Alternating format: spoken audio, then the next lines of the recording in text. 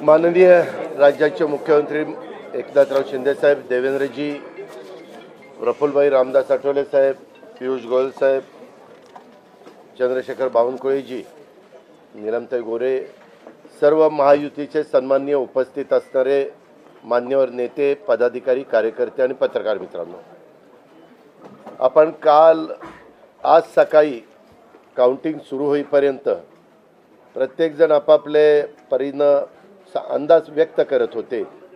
काल तर मी स्वतः वेगवेगळ्या चॅनलला बघत होतो, म्हणजे आम्ही तिघं कशातच नसल्यातच जमा होतो, बाकीच्यांच्या गाड्या फिरवणं, ड्रायव्हिंग करणं, इकडं जाणं तिकडं जाणं, इतकं काही सुरू होतं की आम्ही पहिल्यांदा 1:45च्या पुढं जाऊ आम्हाला वाटत होतं। कालचं सगळं बघितल्यानंतर आम्हाला वाटायला लागलं की आपण कुठंतरी खाली जातोय का काय, परंतु महाराष्ट्रातल्या जनतेने विकासाकडे बघून महायुतीला प्रचंड अशा प्रकारचं जे यश प्राप्त करून दिलंय, त्याबद्दल महाराष्ट्रातल्या तमाम जनतेचं महायुतीच्या वतीनं व्यक्तिशः माझ्या वतीनं मी त्यांना मनापासून धन्यवाद देतो, मनापासून आभार मानतो।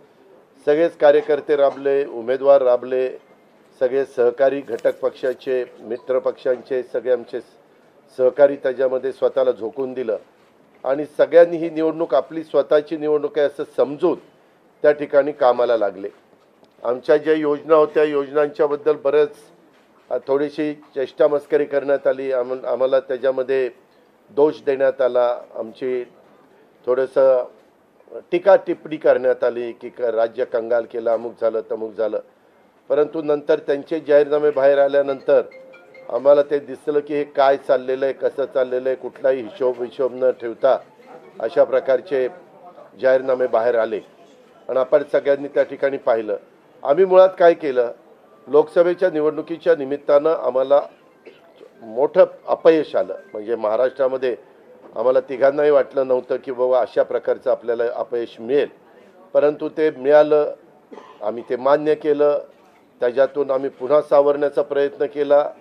अर्थसंकल्प सादर करत असताना आम्ही सरकारमध्ये तिघांनी मिळून काही योजना जाहीर केल्या, त्या योजना इतक्या पॉप्युलर झाल्या, त्याच्यामध्ये लाडकी बहिणा म्हणजे गेम चेंजरच ती योजना झाली। अंडरकरंट असा का बहिणींनी दाखवला की मी सगळे उताने पडले, सगळे आडवे झाले। एक माझं स्वतःचं स्पष्ट मत आहे, प्रत्येकाची वेगवेगळी मतं असू शकतात आणि उलट आमच्यावर आता जबाबदारी वाढलेली आहे, कारण एवढ्या प्रचंड बहुमताने, म्हणजे मी तर जसा राजकारणात आलोय तसं 222 आणि 225 महायुतीला किंवा कुठल्याही आघाडीला महाराष्ट्रामध्ये तरी कधी असं यश मिळालेलं माझ्या तरी पाहण्यात नाही, माझ्या तरी ऐकवत नाही। कदाचित पूर्वीचा काळ वेगळा काँग्रेसचा असेल, त्यावेळेस कधी झालं असलं तर माहिती नाही, परंतु बाकीचे विरोधक नगण्य होते त्यावेळेसची गोष्ट, परंतु अलीकडच्या काळामध्ये जसं आम्हाला समजतंय तसं तर एवढं प्रचंड यश हे पहिल्यांदाच मिळालेलं आहे। यशाने आम्ही हुरळून पण जाणार नाही आणि आम्ही अतिशय जमिनीवर पाय ठेवून आता, म्हणजे जसे जसे ते आकडे आम्हाला दिसत होते तसे तसे तसे फायनान्सच्या गोष्टी माझ्या डोळ्यासमोर येत होत्या। मी देवेंद्रजींना पण फोन केला, तेव्हा म्हटलं देवेंद्रजी खूप काही काम करावं लागेल। एकनाथरावजींना पण तसं सांगितलं की फार आर्थिक शिस्त आपल्याला त्याच्यामध्ये आणावी लागेल आणि आम्ही आणू, त्याच्यात आम्हाला हे नवीन नाही आहे, आम्ही सगळे अनुभवी माणसं, आम्हाला त्याच्यामध्ये कुठली काही अडचण नाही आणि शिवाय आमच्या पाठीशी केंद्र सरकार आहे, तो आम्हाला खूप मोठा एक आधार आहे, एक आमच्या पाठीशी एक मोठा भक्कम अशा प्रकारचा भरोसा आहे आणि त्याच्यामुळं ह्या सगळ्या ज्या काही गोष्टी झालेल्या आहेत, आता विरोधक टीका करतात की बाबा बॅलेट पेपरनी घ्यायला पाहिजे होतं, मग बॅलेट पेपरने लोकसभेला पण घ्यायला पाहिजे होतं, लोकसभेचा निकाल लागला की तो बरोबर आणि इथला निकाल लागला की मग बॅलेट पेपर यायला पाहिजे, मग मशीन काय EVM बरोबर नाही, असं नाही चालत। आता झारखंड पण आमच्या हातनं गेलंच ना, आम्ही कुठं काय म्हणतो, ठीक आहे, त्या जनतेने कौल दिलेला आहे तशा पद्धतीनं महाराष्ट्रातल्या आणि विशेषतः महाराष्ट्रामध्ये बऱ्याचदा आपले जे 6 रिजन आहेत ना, मराठवाडा, विदर्भ, पश्चिम महाराष्ट्र, कोकण, मुंबई, अशा सगळ्या वेगवेगळ्या रिजनमध्ये, नाशिक, सगळीकडेच तुम्ही बघितलं तर सगळीकडे महायुती जोरात चालली। असं कुठं नाही की मागच्या वेळेस कसं झालं, आम्हाला झटका दिला तो मराठवाड्याने दिला, आमची एकच जागा त्यावेळेस भुमरे साहेबांची आली संभाजीनगर सिटीतली, बाकीकडे सगळीकडे आम्हाला दारुण पराभवाला सामोरं जावं लागलं आणि तसं ह्या वेळेस झालं नाही. तुम्ही जर अंदाज घेतला तर सगळीकडेच चांगल्या प्रकारे महायुतीला यश मिळालं. काही जागा गेल्या त्या फार थोड्या मतांनी त्या बाबतीमध्ये गेलेले आहेत असंही चित्र. आणि मीडियावाल्यांनो, मला एक तुम्हाला इलेक्ट्रॉनिक पण आहे, प्रिंट पण मीडिया आहे, मला एक कळत नाही, तुम्ही खऱ्या बातम्या देत चला ना. जे खऱ्या देत नाही त्यांना मला म्हणायचं तुम्ही बाकी सगळे खऱ्या बातम्या देतात, त्याच्याबद्दल दुमत नाही. पण मी टी व्ही चालू केलं आणि अजित पवार पोस्टल बॅलेटमध्येच मागं. मी विचारतोय तिथं फोन करून, ते म्हणले नाही दादा आपण पुढं आहे. आता माझं लीड 1,02,000 मताधिक्य मी मिळवलंय आणि खुशाल तुम्ही दाखवताय अजित पवार मागं, अजित पवार मागं. मग काही जण म्हणलं का रे असे दाखवतायत, TRP त्याच्याशिवाय वाढत नाही. अरे तुमच्या TRPला आम्हाला का मातीत घालताय, आमची का बदनामी करताय. त्याच्यामध्ये मी नंतर पुन्हा अधिकाऱ्यांच्याकडनं माहिती घेतली की नक्की पोस्टल बॅलेट किती झाले. पोस्टल बॅलेटमध्ये पण आम्ही पुढं होतो आणि रेग्युलर मतदानामध्ये पण पुढं होतो. सांगायचं तात्पर्य की बाबा तुमच्यावर सगळ्या चॅनलवर जनतेचा एवढा विश्वास आहे, म्हणजे विश्वास नाही ते सकाळच्या 9 वाजताच्या भोंग्यावर विश्वास नाही, पण बाकीच्यांवर फार विश्वास आहे. माझं एवढंच म्हणणं आहे की खऱ्या बातम्या दिल्या तर काही वाईट होणार नाही. पण खूप चांगलं यश मिळालं. अजून पण काही काउंटिंग चालू आहे, काही ठिकाणी रिकाउंटिंग मागितलेलं. ठीक आहे, तो त्यांचा प्रत्येकाचा अधिकार आहे. पण खरोखरीच सगळ्याच राज्यातली जबाबदारी महायुतीवर वाढलेली आहे आणि त्या उलट आम्हाला अधिक जास्त बारकाईनं इथून पुढं काम करावं लागणार आहे. कारण एवढं दैदिप्यमान यश ह्या सगळ्यांनी मिळवून दिलेलं आहे आणि जनतेचे मानावे तेवढे आभार कमीच आहेत. म्हणजे काय आता त्यांच्याकरता, म्हणजे त्यांच्या ऋणातच आम्ही राहू इच्छितो. आणि 5 वर्ष अक्षरशः अतिशय एकोप्याने ही युती शेवटपर्यंत कशा पद्धतीनं काम करेल आणि जनतेने टाकलेल्या विश्वासाला कुठल्याही परिस्थितीमध्ये तडा जाऊन दिला जाणार नाही. अतिशय चांगल्या पद्धतीनं राज्याच्या सर्वांगीण विकासाच्या करता जसं आम्ही विकास हा केंद्रबिंदू मानून पुढं गेलो, तशाच पद्धतीचं काम हे इथून पुढच्या काळामध्ये देखील महायुतीच्या वतीनं त्या ठिकाणी चालेल अशा प्रकारची खात्री मी आपल्या पत्रकार मित्रांना पण देतो आणि आपल्यामार्फत महाराष्ट्रातल्या तमाम जनतेला देतो. पुन्हा एकदा मतदार बंधू भगिनींचं, सर्वांचं, मीडियाचं, इलेक्ट्रॉनिक प्रिंट सर्वांचं मी मनापासून आभार मानतो, मनापासून धन्यवाद देतो. धन्यवाद. अरे मराठी मातृभाषा अभिजात भाषेचा दर्जा आत्ताच दिलाय ना, लगेच विसरायला लागला. नाही ते दिल्लीत बोलतात. मी माझी भावना मगाशीच मांडली आहे की केवळ आत्ता एवढंच सांगेन की महाराष्ट्राच्या जनतेसमोर आम्ही नतमस्तक आहोत. जनतेने ज्या प्रकारचा विजय दिलेला आहे, खऱ्या अर्थानं हा विजय एक प्रकारे आमची जबाबदारी वाढवणारा विजय आहे. देशाचे प्रधानमंत्री मोदीजींवर महाराष्ट्राने दाखवलेला विश्वास आहे आणि त्यामुळे आता आम्हाला खूप काम महाराष्ट्रामध्ये करावं लागेल याची आम्हाला जाणीव होते आहे. म्हणून पुन्हा एकदा महाराष्ट्रातल्या सगळ्या मतदारांच्या चरणी आम्ही नतमस्तक होतो आणि त्यांना आश्वस्त करतो की त्यांनी जो विश्वास दाखवला आहे त्या विश्वासाला आम्ही तडा जाऊ देणार नाही. सगळ्यांचे अतिशय मनापासून आभार.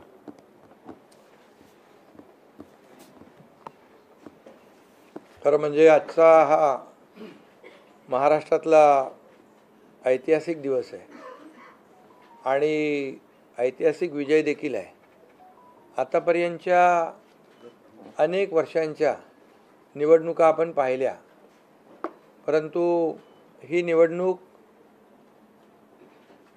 लोकांच्या हातात घेतली अशा प्रकारची निवडणूक होती. म्हणजे लँडस्लायडिंग जो काही विक्ट्री आपण म्हणतो ऐतिहासिक, म्हणजे याला काय शब्द वापरायचे मला कळत नाही, परंतु लोकांनी मतांचा, प्रेमाचा वर्षाव महायुतीवर केला. कारण लाडकी बहीण असेल, लाडका भाऊ असेल, लाडका शेतकरी असेल, एकंदरीत सगळ्याच घटकातल्या लोकांनी यावेळेस महायुतीवर प्रेम दाखवलं आणि त्यामुळे मी सगळ्या मतदारांना मनापासून धन्यवाद देतो आणि त्यांना एवढ्या मोठ्या ऐतिहासिक विजयासाठी साष्टांग दंडवत घातला पाहिजे अशा प्रकारचं काम मतदारांनी केलेलं आहे. खरं म्हणजे गेल्या 2-2.25 वर्षामध्ये मी, देवेंद्रजी, अजितदादा आम्ही जे काम केलं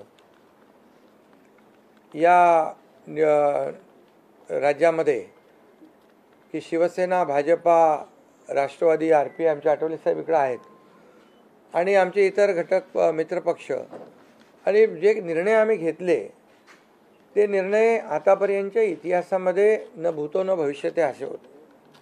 म्हणजे एकीकडे विकास केला आम्ही, डेव्हलपमेंट म्हणजे जे 2.5 वर्षात महाविकास आघाडी सरकारने जी काही कामं बंद पाडली होती, स्पीड ब्रेकर टाकले होते, सगळी कामं थांबवली होती. तुमच्या काळातली जी कामं जसं महाविकास आघाडीचं सरकार 2019ला आलं त्यानंतर ती सगळी कामं बंद पाडली, त्याला स्टे दिले आणि ते स्टे आम्ही सगळे काढले आणि कामं सुरू झाली. मग अटल सेतू झाला, समृद्धी झाला, आपला कोस्टल झाला आणि मेट्रो झाली, कारशेड झालं आणि मोदी साहेबांच्या शुभ हस्ते त्याचं आम्ही उद्घाटनही करू शकलो. ज्याचं भूमिपूजन मोदी साहेबांनी केलं त्याचं उद्घाटन करण्याचे भाग्य आम्हाला मिळालं आणि त्यामुळे कामाला आम्ही प्राथमिकता दिली, विकासाला आम्ही प्राधान्य दिलं आणि आम्ही त्यामध्ये एकच डोळ्यासमोर ठेवलं की या राज्याचा सर्वांगीण विकास. आणि राज्याचा सर्वांगीण विकास करत असताना सर्व घटकांना आम्ही समोर ठेवलं आणि पाहिलं की जे 2.5 वर्षामध्ये जी कामं त्यांनी थांबवलेली आणि 2.5 वर्ष त्यांनी जे सगळं बंद पाडलं होतं ते किती वेगाने आम्ही सुरू करू शकलो याचं समाधान आणि आनंद आम्हाला आहे. कारण त्याचे तुम्ही ते फळं पाहत आहे. सगळी लोकांना आपण मेट्रो दिली, समृद्धी दिलं, अटल सेतू दिला, कोस्टल दिलं, लोक तो वापरू लागले. आणि त्याचबरोबर दुसरीकडे कल्याणकारी योजना आम्ही केल्या.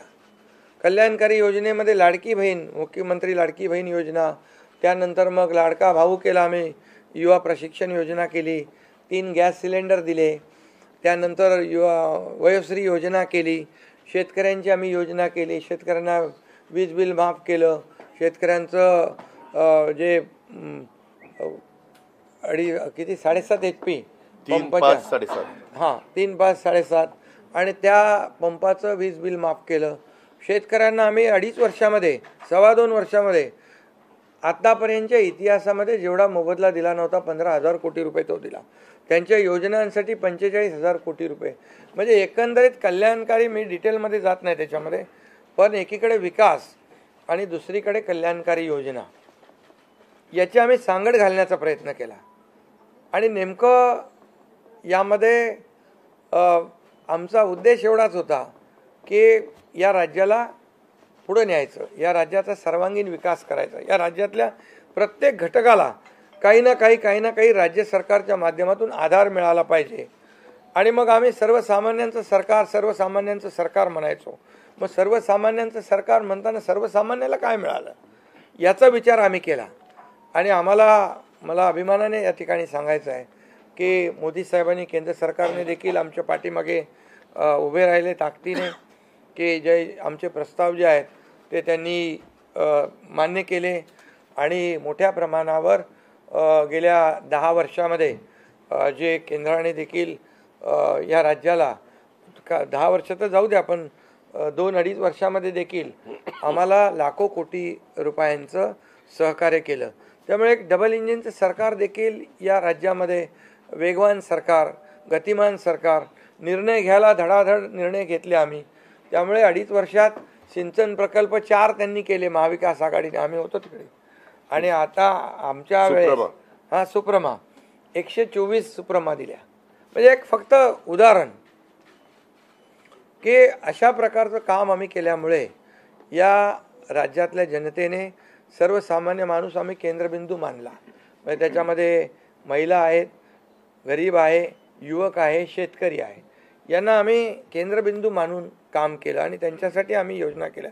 काय आमच्यावर आरोपही झाले, एका रेवड्या बाटण्या काय म्हणजे तुम्ही हे वाटप सुरू केलं आहे, बहिणींना विकत घेताय का, काही लाच देताय का, या सगळ्या गोष्टीला आम्ही सामोरे गेलो.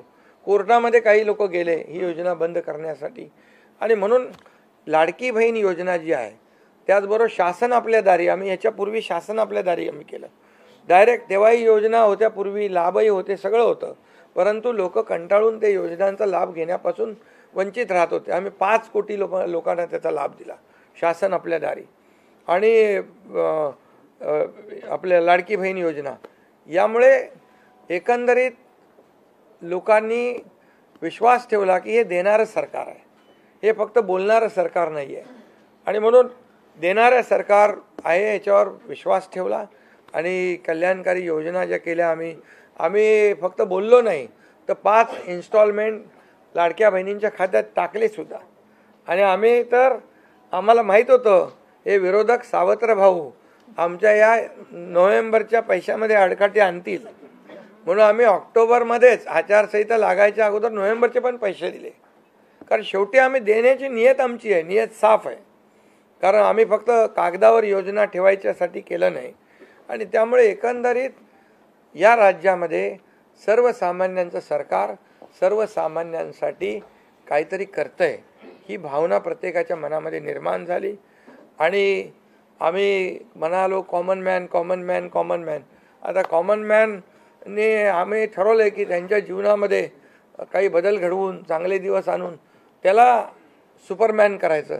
पण त्यांनी आम्हाला या निवडणुकीत सुपरमॅनसारखं काम करून दाखवलं आणि एवढं भरभरून त्यांनी आशीर्वाद दिले की लोकांनी एवढंच आहे की यामध्ये बऱ्याचशा गोष्टी स्पष्ट झाल्या.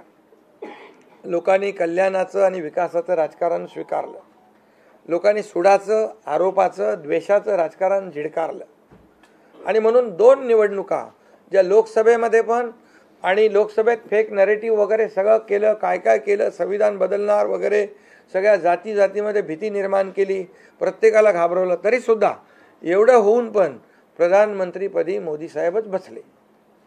आता ते म्हणाले जनतेच्या दरबारात जाऊ, आम्ही जनतेच्या दरबारात जाऊ, लोकसभेच्या वेळेस पण गेले. पण शेवटी एवढं करून, एवढं सगळं खोटं नाटं सांगून, लोकांना घाबरवून पण प्रधानमंत्रीपदी शेवटी मोदी साहेब बसले. आणि आताही म्हणाले आम्ही जनतेच्या दरबारात जाऊ. आता जनतेने त्यांना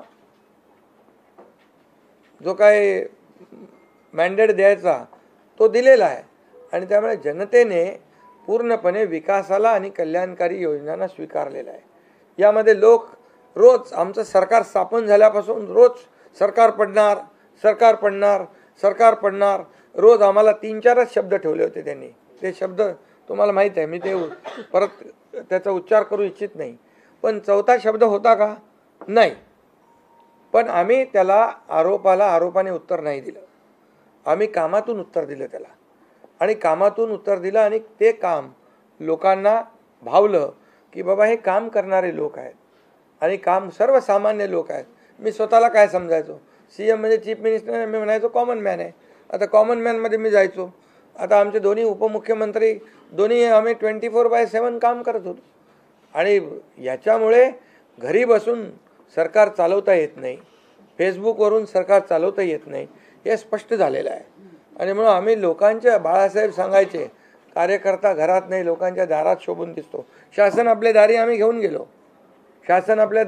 गेलो आम्ही. आणि म्हणूनच आज बाळासाहेबांच्या विचारांनी आम्ही सरकार स्थापन केलं 2019ला मोदी साहेबांच्या आशीर्वादाने. आणि 2019ला जे सरकार स्थापन व्हायला पाहिजे होतं ते सरकार स्थापन झालं नाही. ते लोकांनी बरोबर लक्षात ठेवलेलं आहे. लोक ते विसरलेले नाहीत. आणि म्हणून या निवडणुकीत देखील कुठल्या पक्षाचा, आता तुमचा कुठला पक्ष आहे? तुमचा राष्ट्रवादी घड्याळ. आता तो कोणाचा आहे ते लोकांनी ठरवलं. आणि शिवसेना कोणाची तेही ठरवलं. आणि लोकांनी ते ठरवलं. त्यामुळे आता बऱ्याचशा गोष्टी त्या स्पष्ट झालेल्या आहेत. बऱ्याचशा गोष्टी स्पष्ट झाल्या. आणि मला समाधान आहे की 2019ला 56 जागा आल्या होत्या. आणि त्या 56 मला वाटतं आताही 56 जागा आल्या, अजून चालू आहे. पण एकंदरीत आत्ताच्या पर्यंत म्हणजे विकासाला लोकांनी महत्त्व दिलं.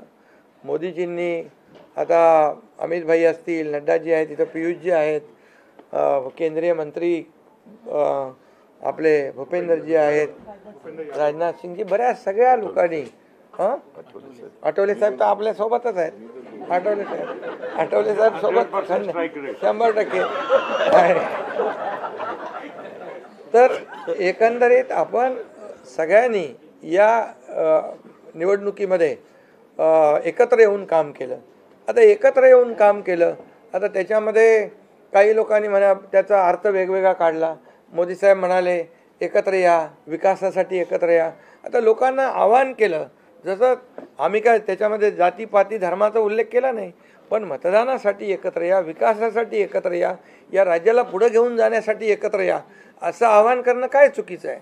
आणि लोकांनी ते एकत्र येऊन एकजुटीचं दर्शन या निवडणुकीमध्ये घडवलं आणि मतांची टक्केवारी वाढली, मतदानाची टक्केवारी वाढली, महिलांच्या आमच्या लाडक्या बहिणींच्या टक्केवारी वाढली. आतापर्यंत महिलांचं टक्केवारी कमी असायची पुरुषांपेक्षा, पण यावेळेस ती टक्केवारी जास्त आहे. आणि म्हणून लाडक्या बहिणी आमच्या ज्या आहेत त्या लाडक्या बहिणींनी सावत्र भावांना चांगला जोडा दाखवलेला आहे. आणि आम्ही म्हणायचो ना, खोडा घालणाऱ्यांना जोडा दाखवा. तर एकंदरीत ही निवडणूक जी आहे, ही निवडणूक विकासाच्या अजेंड्यावर, कल्याणकारी योजनांच्या ह्याच्यावर आणि जे विचार आहेत, आज आमचे शिवसेना म्हणून बाळासाहेबांचे विचार आहेत, दिघे साहेबांची शिकवण, मोदीजींची जे काही जो त्यांचा सपोर्ट आहे, केंद्राचा सपोर्ट आहे, या सगळ्या गोष्टी ज्या आहेत या निवडणुकीमध्ये कामी आले. शेवटी लोकांना काय पाहिजे? लोकांना शिव्याशाप नको आहे, लोकांना आरोप प्रत्यारोप नको आहे, लोकांना सुडाचं राजकारण नको आहे. लोकांना हवं आहे डेव्हलपमेंट हवं आहे आणि विकास आणि विकास यावर आम्ही भर दिला. आणि आज त्यामध्ये किती आरोप केले, खोटे बोला, आपण रेटून बोला.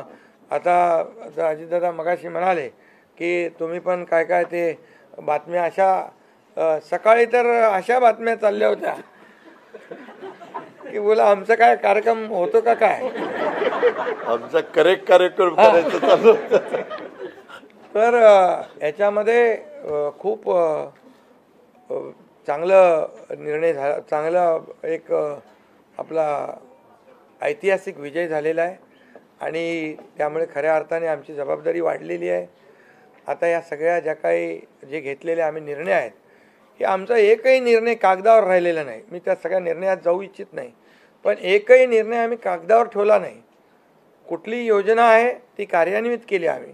आणि त्यामुळे जो लोकांचा विश्वास, शेवटी यापूर्वी देखील आपण पाहिलं की काँग्रेस सरकार ज्या ठिकाणी असतील त्यांनी किंवा महाविकास आघाडी ज्यांनी काही निर्णय घेतले, काही आश्वासनं दिली, ती पाळली नाहीत. आश्वासनं दिली, नंतर कर्नाटकमधलंच आश्वासन घ्या, हिमाचलमधलं घ्या, आपल्या राजस्थानमधलं घ्या पूर्वीचं, की त्यामध्ये आश्वासन दिल्यानंतर निवडून आल्यानंतर केंद्राकडे पैसे मागायला लागले.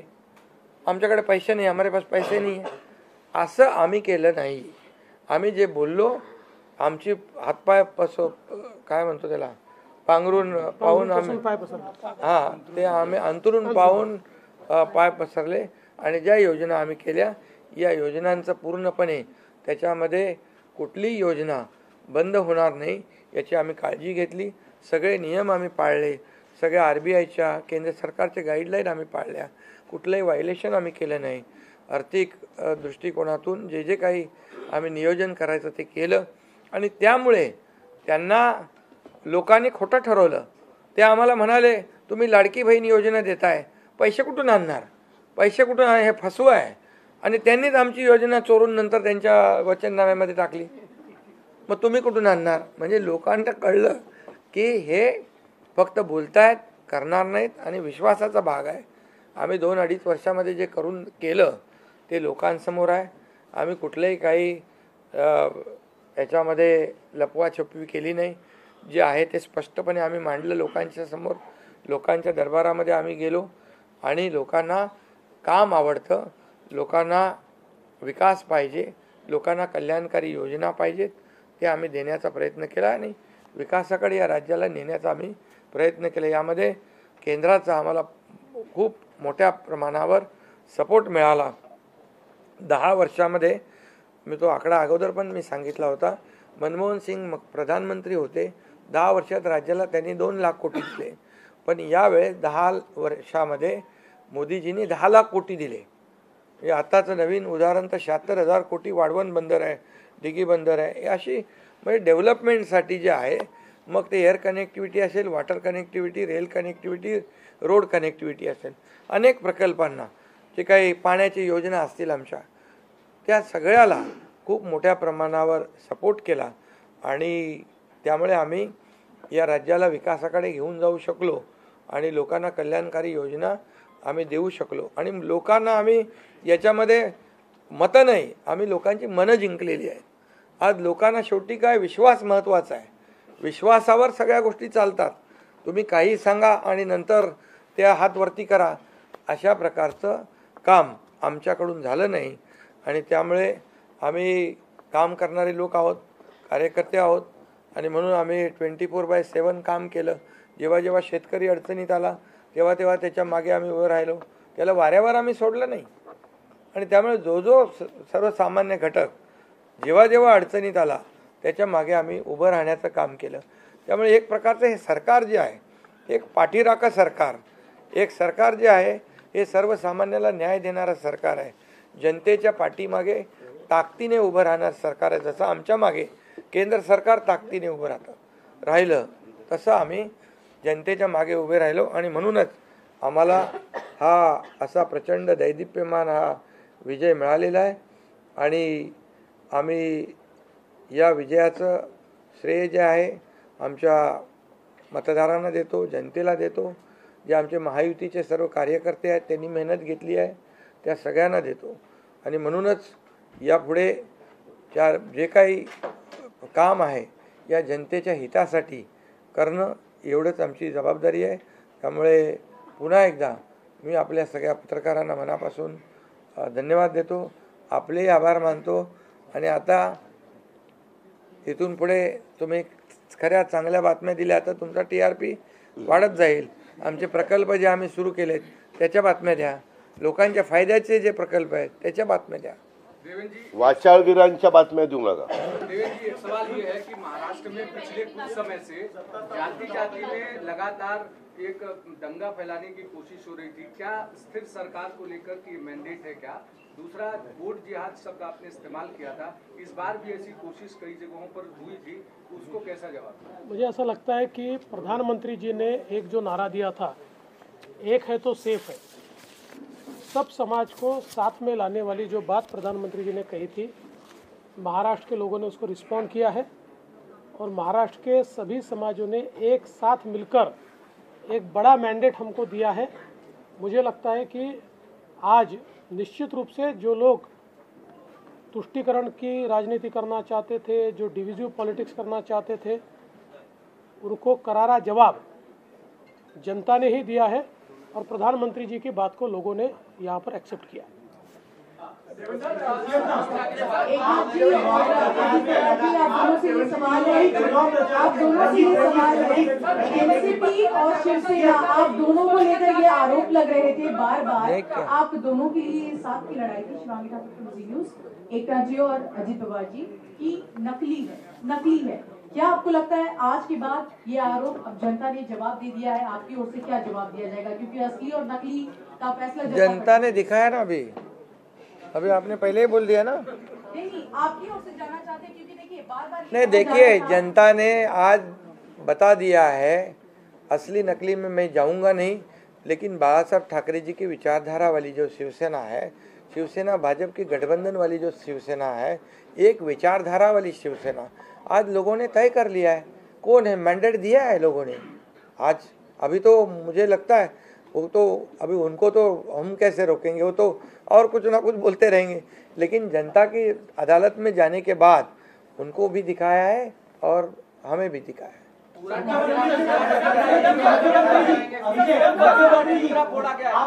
ईवीएम का देखो, अभी झारखंड में ईवीएम अच्छा है क्या? झारखंड में, कर्नाटक में ईवीएम अच्छा था।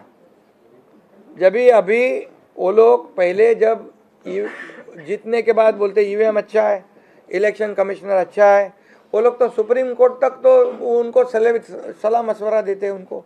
वो जो यंत्रणा उनके बाजू से मतलब उनके फेवर में रिजल्ट आते अच्छी है।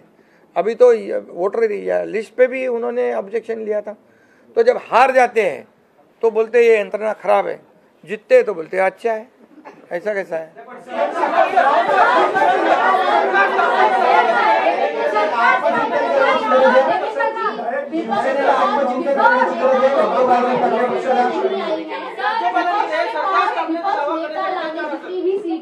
तो यही तो देखिए, यही तो मैं बता रहा हूँ कि जनता ने पूरी तरह, मैंने पहले भी कहा था कि पूरी तरह थम्पिंग मेजोरिटी मिलेगी। ये पूरा लैंडस्लाइड विक्ट्री है ये पूरी तरह। अभी ये जनता ने भरपूर दिया है। अभी उनको उनकी जगह दिखाई है।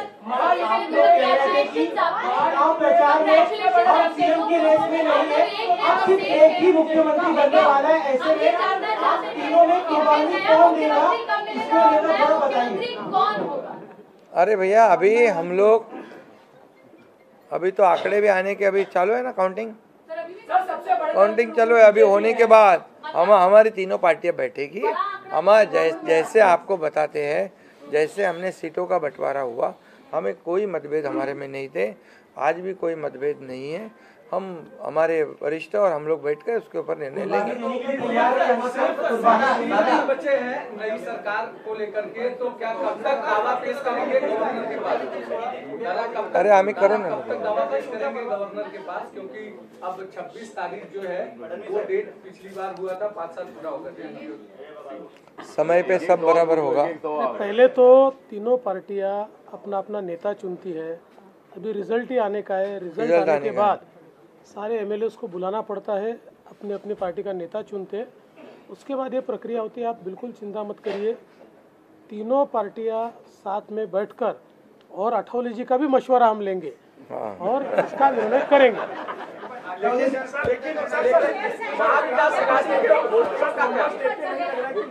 महाविकास अघाड़ी ने दादा होटल बुक किए थे कि वहाँ पर एमएलएस को रखा जाएगा, तो ये जनता ने तय किया है ना।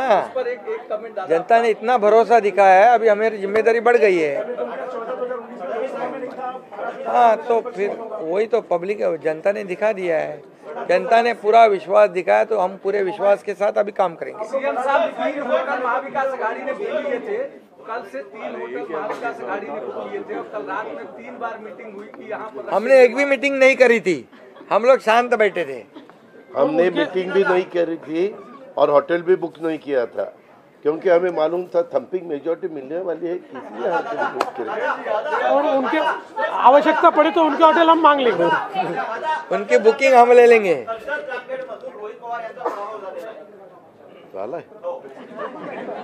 नाही बरेचसे झालेत ना, काँग्रेसचे मोठे बाळासाहेब थोरात आणि काय काय पृथ्वीराज चव्हाण, बहुत से लोगों का हुआ है।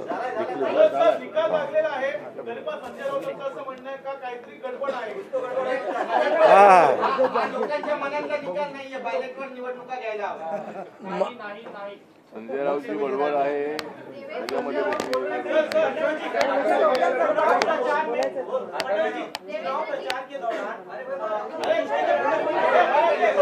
अरे भैया चला आता 2 प्रश्न मराठीत घेऊ आपण, महाराष्ट्रात बसलो आणि मग संपतो। 2 प्रश्न मराठी।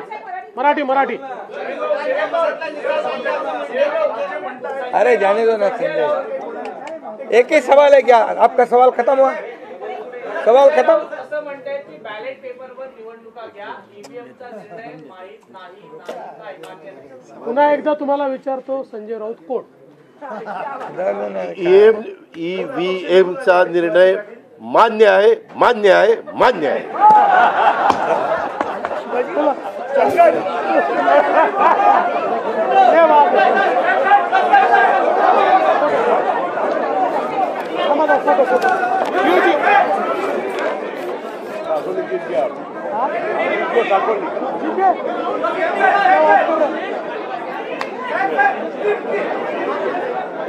आणि राम शिंदे 300.